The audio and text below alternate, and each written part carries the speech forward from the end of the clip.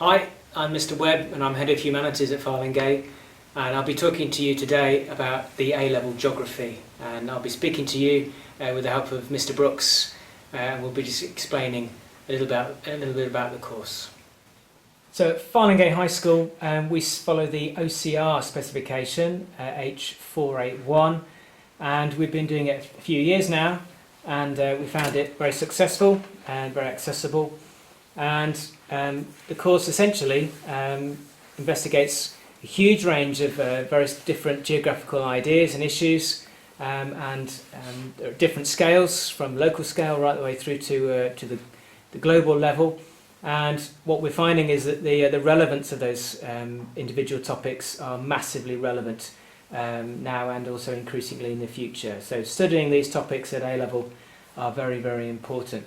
And we'd like students to develop their ability to not just study those problems, but also to identify the various different solutions and maybe to evaluate which ones are better than others.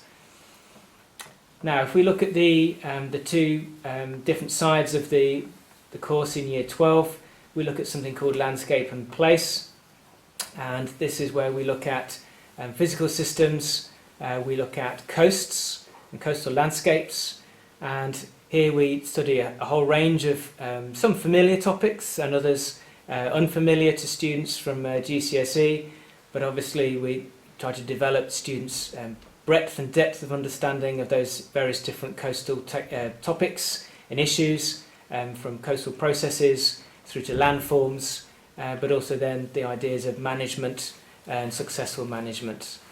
And then going on to human interactions, I'll let Mr. Brooks speak to you. In terms of the Changing Places, Making Spaces course, we look at changing urban landscapes and place profiles. We look at inequality, globalisation, economic change and rebranding and redevelopment through a variety of different case studies, from small scale towards the south coast of Lympstone to the northwest of Toxteth. We go abroad looking at areas at Jembatan in Jakarta and California, to our northern cities, looking at Manchester, looking at Birmingham and looking at Liverpool. Now, the third element of the Year 12 course is taught by Mr. Harris, and he looks at something called a geographical debate. And the one that we've chosen for Year 12 is called Hazardous Earth, and this is where we're looking at tectonic ideas and tectonic theories, some of which will be familiar to GCSE students, and we'll be looking at volcanic and seismic hazards. But clearly this will be in a lot more detail. But also Mr. Harris's part of the course develops a synoptic element to it, where students are asked to develop their skills of linking aspects of the physical systems that I teach and also the human interactions course that Mr. Brooks teaches. Now, after the internal exams at the end of Year 12, students will then move on to Year 13 courses, and we will be doing, again, 3 different aspects of it. We'll have the physical systems, the human interactions, and a third geographical debate. Now, for me, after the coastal landscapes that we look at, we'll also be studying something called Earth's life support systems. And here we're going to be looking at various different aspects of the water cycle, some familiar again, but also looking at various different aspects that haven't been studied at GCSE. And we're also going to be having a look at the carbon cycle. Now, these are both 2 massively important cycles that occur naturally, and we'll look at those natural systems, how they work, but also we're going to investigate, importantly, how human aspects are going to have an impact on those, the degree that those changes are going to have on these global systems, and also the implications of that. Importantly, though, we're also going to have a look at and evaluate various different ways in which we can try to manage and mitigate those effects of human activities. In terms of the human side for Year 13, as well as Changing Spaces, we look at 2 units called Global Migration and Power and Borders. Global Migration is a unit where we look at the benefits and inequalities of migration. We look at contemporary migration, therefore we'll look at the changes to the European Union with the fallout of Brexit. We'll also look at 3 main case studies.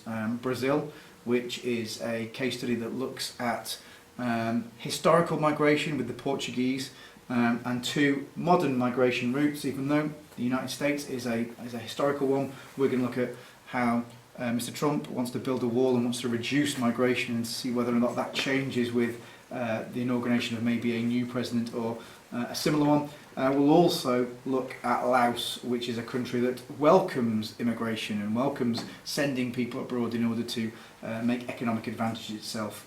Power and Borders looks at conflict.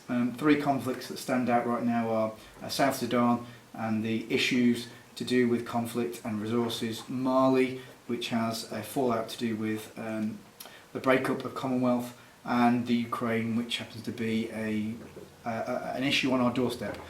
So our urban course centres on those 3 themes. Now, Mr. Harris again teaches a 3rd geographical aspect of it, the 2nd geographical debate, and he looks in Year 13 at climate change, massively important subject, which is obviously affecting all of our lives and will continue to do so increasingly in the future. He looks at the various different mechanisms behind Earth's climate and how they work and how those things naturally change, and then he's going to focus on the enhanced greenhouse effect and the anthropological impact of human activities, maybe accelerating those changes and what the implications to those changes might be. And again, there'll be a focus on the management and the mitigation of that and what we can do at various different scales, from the individual right the way through to governments around the world.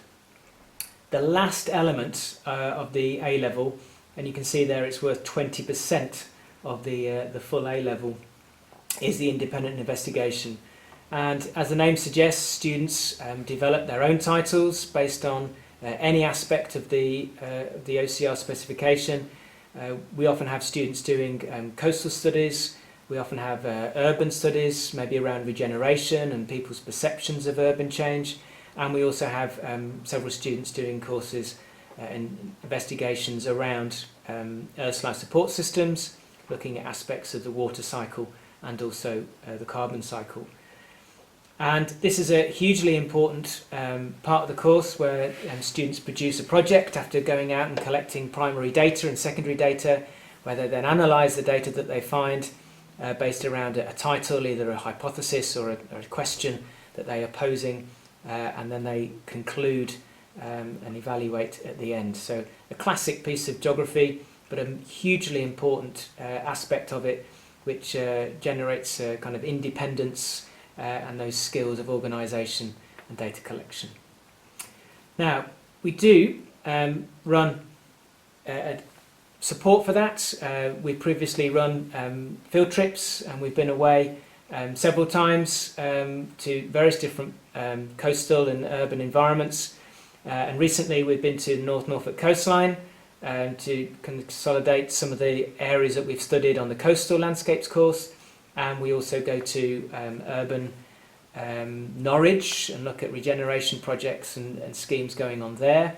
And students then do essentially a mini project based on both of those studies, which is aiming to develop those skills that they can then do their own independent investigations in Year 13. And it says there they are a superb opportunity to kind of see the world in action and kind of consolidate some of the things that we've studied in the classroom. Now, these are a range of various different field trips we've been on in the past, and here are some students who, when we went to a coastal study, enjoying themselves, and they are wonderful experiences, and we've had some fantastic days out, even when it's been raining. Now, fortunately, we're able to get some views of some sixth formers who have kindly said that they'd speak to us, and we've got Erin and Josephine who are kindly going to speak to you today and give you their reflections on their A-level geography course. My name is Erin Murphy and I'm a Year 13 geography student. I chose to study A-level geography because I've always had an interest in the natural world, and after studying at GCSE, I knew that the A-level would really help me to develop my knowledge of it. I've really enjoyed learning about the formation of coastlines around the world and how people can influence them. The sections of the course relate to each other very well, so you're able to make connections between the different aspects. You also get to plan and carry out your own piece of fieldwork in Year 13, relating to any section of the course that interests you. I've chosen to compare two sections of the coastline either side of a river mouth seeing how beach characteristics change. After A-levels, I hope to go and study marine biology at university, and the skills that I've learnt through geography will be able to be applied to the course very well. Hello, I'm Josephine, a Year 13 student. I was interested in geography at A-level because of the topics such as climate change, which is a very important issue at the moment. We also study the water and carbon cycle, which I've decided to focus my independent fieldwork investigation on. I am very passionate about geography, so I have decided to pursue it at university. So thank you to Erin and Josephine for that input. And finally, it just leaves me to say thank you very much for showing an interest in doing A-level geography at Farlingay. Good luck in your GCSE exams in the summer. I wish you all the best with your AQA exams, whichever specification you're doing if you're from a different school.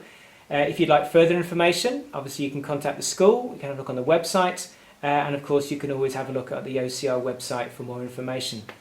And it just leaves me to say, you're nowhere without geography. So thanks very much and all the best.